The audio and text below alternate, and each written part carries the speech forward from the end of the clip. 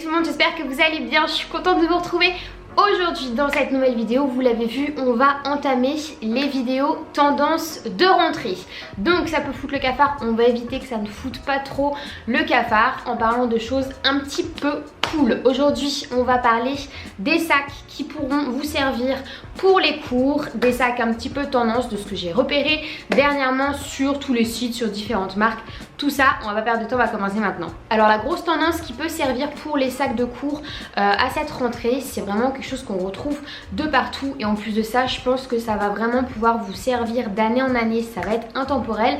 C'est la tendance du minimal chic. On retrouve énormément de tote bag, voilà, dans cet esprit un petit peu ligne directe, assez épurée, des belles qualités, des couleurs, voilà, basiques qui traversent les saisons et les années. Je pense que vraiment c'est un super investissement que de miser sur un sac de ce type là. Donc j'ai repéré pas mal de petites choses. Donc chez Zara tout d'abord, j'en ai trouvé quelques-uns qui sont vraiment convaincants dans cette tendance là. J'en ai trouvé un qui est un petit peu en forme ovale avec un espèce de petit nœud, voilà, en cuir. Il est très très joli. Il existe en noir, donc comme ça on peut vraiment être basique et le porter tous les jours sans problème. Et donc j'ai aussi vu un shopper tout basique en cuir lisse avec une petite poche sur le devant. On ne peut plus classique, mais qui fait toujours son petit effet. Ce type de sac là, on va pouvoir le retrouver, donc vous l'avez vu chez Zara, mais aussi chez plein d'autres mondes. J'en ai trouvé sur ASOS, on en trouve très facilement sur Mango ou voilà dans vos shops quotidiens.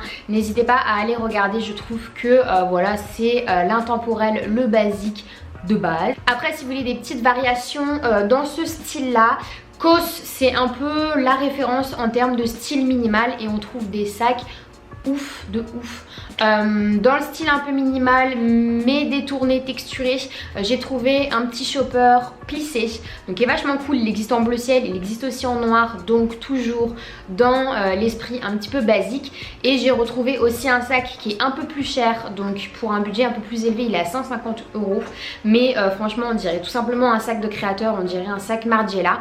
Il est voilà, transversal, il se porte sur l'épaule et il se porte donc soit sur le devant du corps, soit sur l'arrière du corps. Et franchement l'effet est juste ouf. Je vais vous mettre la photo là, dites moi ce que vous en pensez, mais je le trouve vraiment très cool. Il est gros en plus de ça, pour les cours je pense que ça peut le faire. La deuxième tendance, c'est une tendance que j'ai trouvée chez Off-White et chez Margiela. C'est la tendance du matelassé, mais pas le matelassé comme on aurait l'habitude voilà, de l'imaginer pour les sacs. Là on est sur un matelassé plutôt doudoune, donc c'est un peu chelou.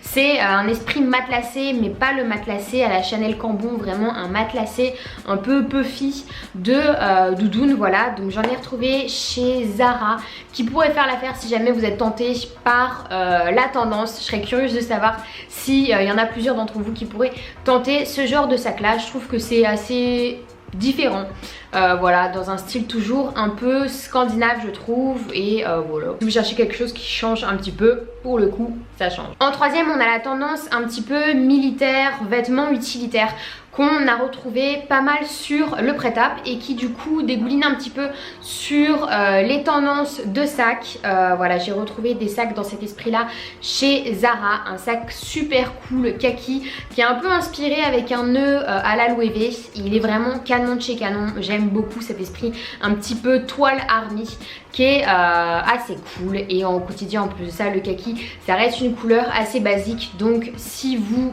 aimez ce type de couleur là, pourquoi pas. Pour ceux et celles qui sont plutôt sur des sacs à dos pour les cours, vous avez toujours les Fjällräven, je sais pas trop comment ça se prononce, mais vous m'avez compris, je suis sûre, c'est toujours dans la tendance, on en retrouve énormément. Et vraiment c'est un basique en ce qui concerne les sacs à dos. Je pense que c'est vraiment de la bonne cam, j'ai encore jamais utilisé, mais de ce que j'en vois ça a l'air plutôt pas mal comme produit. Donc vous avez toujours ce type de produit là. J'ai vu des sacs aussi de chez Mipak en toile qui sont assez cool. Il a aussi un esprit un petit peu scandinave minimal, mais version sac à dos. Donc du coup pour ceux qui ont vraiment besoin d'avoir les deux sangles à porter sur les épaules, ça peut être une solution pour adopter cette tendance là. Et toujours dans les sacs à dos, si vous avez envie de vous mettre un petit peu a un esprit plus éco-responsable. Il y a une marque qui s'appelle Bagou que j'ai trouvé sur Teen Vogue qui sort des sacs qui sont réutilisables, voilà, qui sont recyclables, donc ça peut être intéressant aussi, voilà, de contribuer à sa façon